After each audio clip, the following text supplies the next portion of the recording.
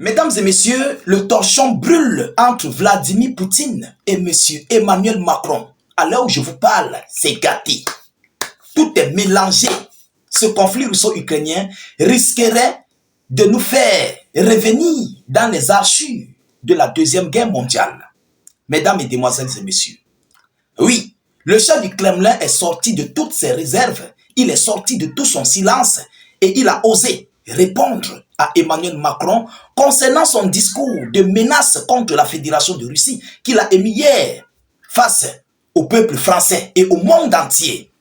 Alors, nous avons vu des multiples déclarations de l'administration française. Nous avons même d'ailleurs émis des vidéoconférences sur les multiples déclarations de l'administration russe, telles que M. Dmitry Peskov, Sergei Lavrov, Maria Zakharova et consorts. Mais Vladimir Poutine, à son tour, vient d'envoyer la bombe à Manu. Mesdames, mesdemoiselles et messieurs, écoutez ce que Poutine dit pour que vous puissiez mieux comprendre ce qui se prépare ou bien ce qui risquerait de se passer. Vous comprenez? Alors, il y a des gens, c'est Poutine qui le dit, il y a encore des gens qui veulent revenir au temps de Napoléon et oublient comment cela s'est terminé. Qu'est-ce qui s'était passé au temps de Napoléon? Mesdames, mesdemoiselles et messieurs, là on entre dans l'histoire de la première, deuxième guerre mondiale. Ah oui, parce que Napoléon sous-estimait en fait les Russes. Il sous-estimait la Fédération de Russie. La Russie avait sa technologie, mais il n'était pas encore avec ce genre de technologie qu'ils ont aujourd'hui. Mais à leur époque, ce qu'ils avaient était puissant. Vous savez, la Russie avait été complètement foudroyée. La Russie avait été foudroyée à l'époque, surtout par l'Allemagne nazie. L'Allemagne et les Alliés ont frappé. Ils ont frappé sur la Russie. Même Moscou était atteint.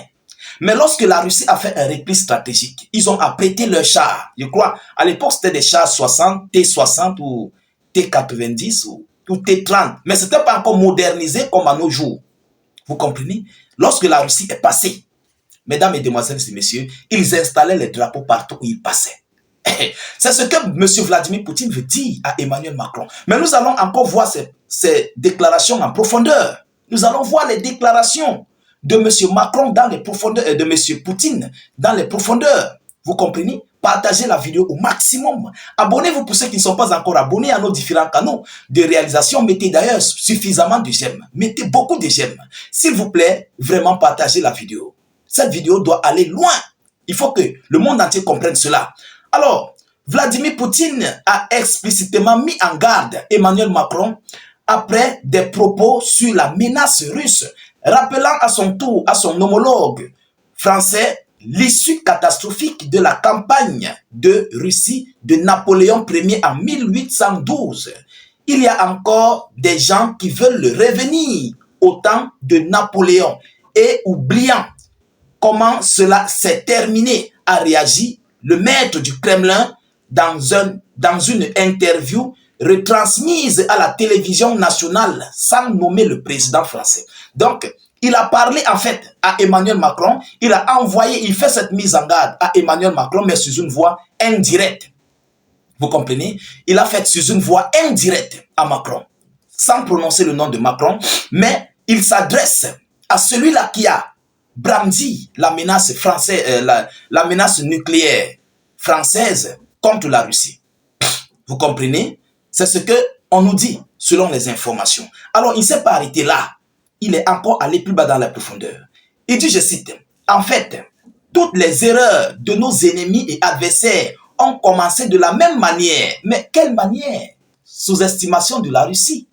Ah oui, parce que Napoléon était quelqu'un qui était sûr de lui, il était sûr de l'Europe, il était sûr de son armée et il était sûr de ses partenaires. Vous comprenez? Ils ont sous-estimé la Fédération de Russie. Ah oui, parce qu'à l'époque, la Russie émergeait, mais on ne voulait pas la voir émerger. Vous comprenez? Alors, il dit, je cite, par une profonde sous-estimation du caractère russe et plus largement des représentants de la lecture russe, a-t-il ajouté. Voilà. Une sous-estimation du caractère russe. Vous comprenez? Ils avaient sous-estimé la Russie, Napoléon. Ils se disaient que non, la Russie c'est quoi? C'est rien. On va marcher sur ça, on va marcher sur Kaliningrad. On va faire tout ce qu'on a besoin. Et même l'Allemagne même d'ailleurs, Ils avaient commencé à marcher sur Kaliningrad. À l'heure où je vous parle, il y a une partie de la Russie qui est séparée de la Russie. Une partie de la Russie qui est séparée de la Russie. Ça se trouve entre les pays de l'Union européenne, quelque part là-bas. Allez dans l'histoire, vous allez voir. Vous comprenez? Ça s'est passé au temps de la Deuxième Guerre mondiale. Cette partie est russe, mais elle n'est pas collée à la Russie. Elle est entre les pays de l'Union européenne et de l'OTAN. Éloignée, très éloignée, à des centaines de kilomètres. Mesdames, Mesdemoiselles et Messieurs, alors, M. Poutine dit quoi? Cette réponse survient quasiment 24 heures après l'allocution d'Emmanuel Macron, durant laquelle il a dénoncé l'agressivité de la Russie et a évoqué la possibilité d'un débat stratégique sur l'extension du parapluie nucléaire français en Europe. Les déclarations interprétées comme une menace belliciste par Moscou. L'empereur Napoléon Ier avait mobilisé les forces de la Grande Armée pour envahir l'Empire russe en 1812. Mais la campagne de la Russie, au cours de laquelle a eu lieu la bataille de Berezina, tourna au fiasco. Entre 200 000 et 250 000 soldats perdirent la vie lors de cette campagne dans les rangs des armées napoléoniennes. Excusez-moi. Donc, voilà ce qu'on nous dit concernant cette grosse bataille qu'il y avait eu. Mais il faut qu'on se dise des vérités. Les Russes étaient tombés. En ce temps de Napoléon, les Russes étaient tombés, surtout au temps de l'Allemagne nazie. Les Russes étaient tombés. Ça, il faut qu'on se dise des vérités. Ils avaient fait un répit stratégique. Ils buvaient le vodka, ils grillaient le pain à la pierre chaude. Ils mangeaient, ils buvaient le vodka, ils fumaient la cigarette. Ah oui, ils prenaient les armes. C'est comme ça les Russes. Surtout les Yakoutes. En Russie, lorsqu'on parle des Yakoutes, lorsque vous voyez les Tchétchènes, ce sont des gens qui, présentement, ils ne sont pas encore concentrés dans cette guerre. Il faut qu'on se dise des vérités. Beaucoup de Russes ne sont pas concentrés dans cette guerre. Pour eux, c'est un jeu d'enfant, ce conflit de l'Ukraine. C'est un jeu d'enfant. Il faut qu'on se dise des vérités. La Russie a face à elle, elle attend l'OTAN. Ça là, la guerre Russie-Ukraine là, c'est un petit conflit. Les Russes vont à leurs occupations, ils font tout ce qu'ils veulent. Ils s'en foutent de ce conflit. Il faut qu'on se dise des vérités. Parce que je ne sais pas en fait sur quoi Macron pense. Essayez de comprendre cette chose. Lorsque la France fait 3 livraisons d'armes et munitions à l'Afrique, franchement parlant, la France est obligée dans les prochains jours de commencer à demander les munitions aux Américains.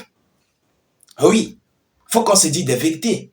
Je ne vois pas la France qui va combattre la Fédération de Russie. Avec qui, d'ailleurs? Avec qui? Avec quelle arme? En quelle période? En quel moment? Comment se sont-ils fait? Comment ont-ils fait pour s'apprêter, pour se préparer, pour ouvrir ce genre de conflit face à la Russie? Alors, mesdames et messieurs, il faut qu'on se dise des vérités. Emmanuel Macron a poussé la barre très haute, très très haute, et il ne pourra pas.